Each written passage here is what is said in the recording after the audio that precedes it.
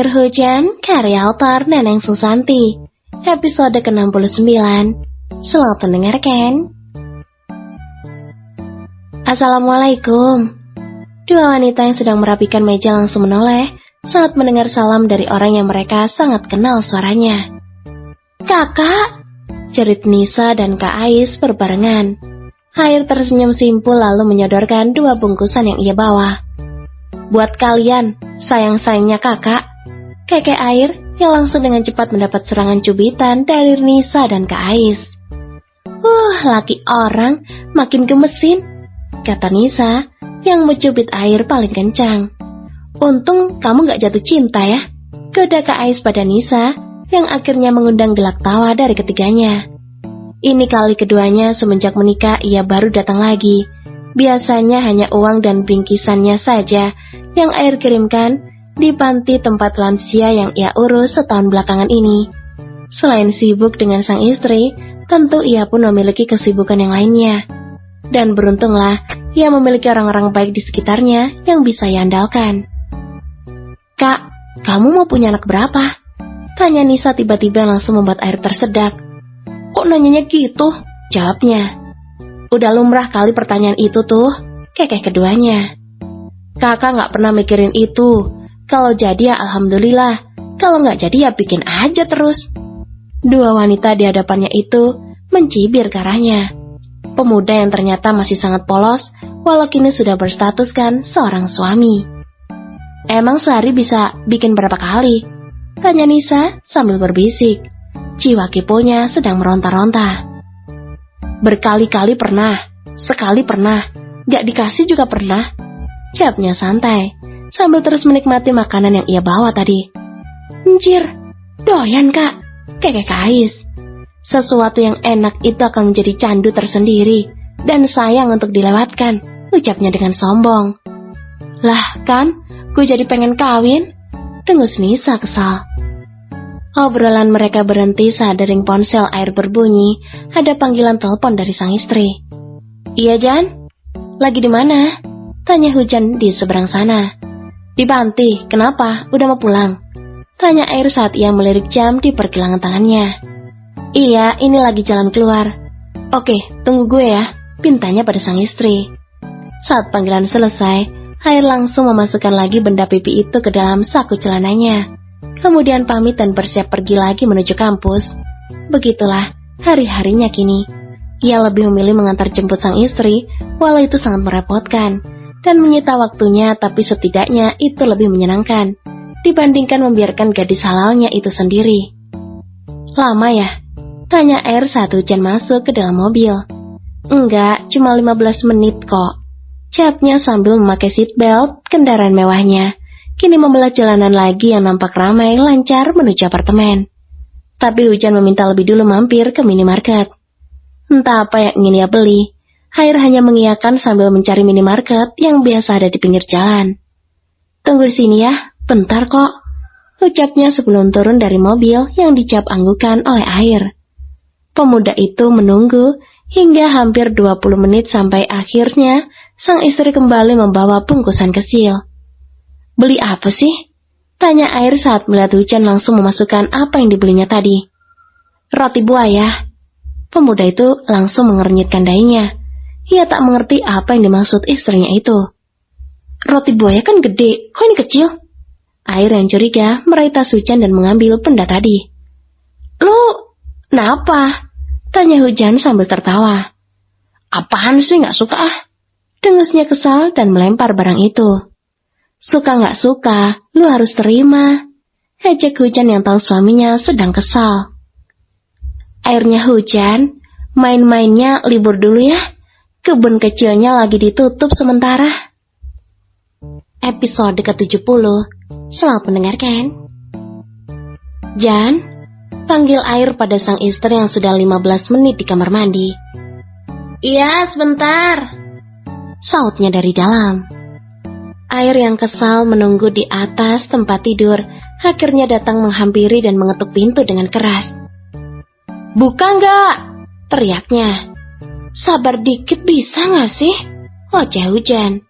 Ia yang sedang merasa nyeri dan sakit dibuat pusing oleh suaminya, yang sedari tadi selalu berteriak memanggil namanya. Masih sakit? Ke dokter yuk, ajaknya yang merasa khawatir. Gak apa-apa, udah yuk tidur, ajaknya. Air menarik tangan Hujan membuat gadis itu menautkan kedua alisnya.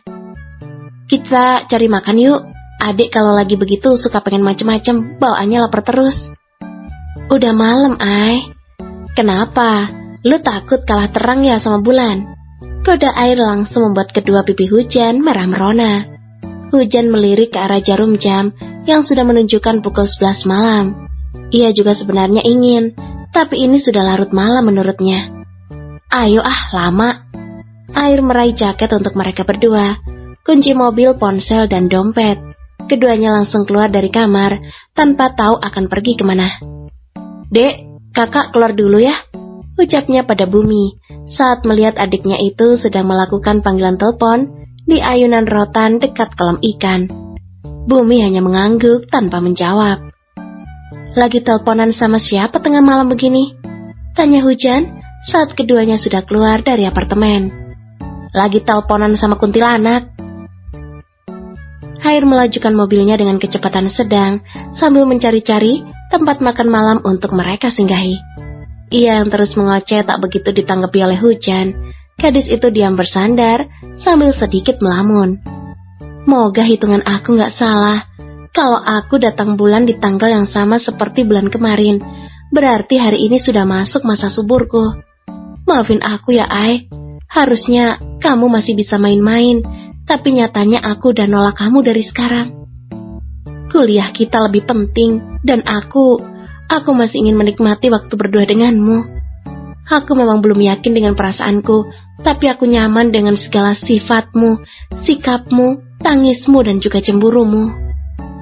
Kita belum pernah saling mengungkapkan isi hati, tapi dengan segala hal yang sudah kita lewati, aku rasa itu sudah lebih dari sebuah kata dan pengakuan. Jan, lu ngantuk? Tanya Air membuyarkan lamunan Hujan. Enggak, Ai, ada apa? Hujan balik bertanya dengan tergagap. Ngelamunin apa sih? Mikirin apa? Gak mikirin apa-apa, cuma dingin aja.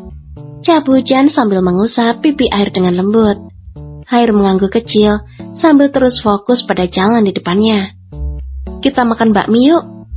Boleh, enak tuh anget-anget. Jawab Hujan yang setuju dengan pilihan suaminya. Di kedai yang masih nampak ramai oleh pengunjung, Air dan Hujan menunggu pesanan mereka di salah satu meja panjang. Tak ada sekat sama sekali, membuat semua para penikmat bakmi itu makan di satu meja yang sama. Air terus memainkan jari-jari mungil sang istri untuk mengusir rasa bosannya.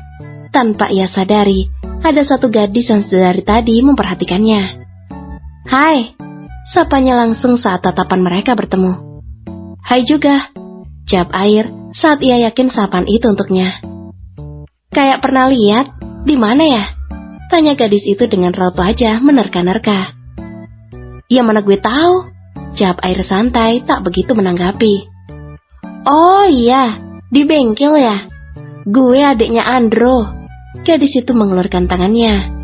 Air mengernyitkan dahi sambil menerima uluran tangan itu sekilas. Salam kenal ya, ucapnya lagi. Obrolan keduanya terhenti saat pesanan mereka tiba. Air dan Hujan menikmati makanan mereka dalam diam, meski diamnya Hujan kali ini sangat berbeda.